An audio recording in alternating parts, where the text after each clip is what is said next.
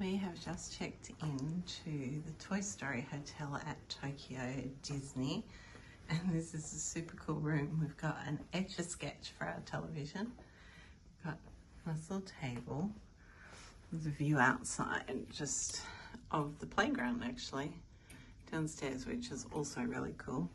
And there's just all these really cool features, and it sleeps so many people because there's only 2 of us, but there's pull-out bed here, another pull-out bed in this area here, which comes down as well.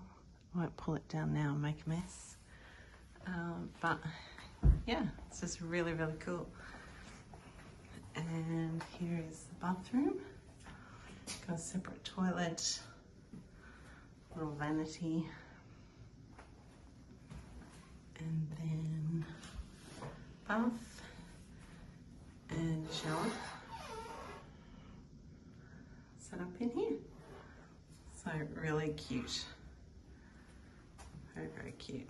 No wardrobe though, but we do have Woody slippers and Toy Story amenities.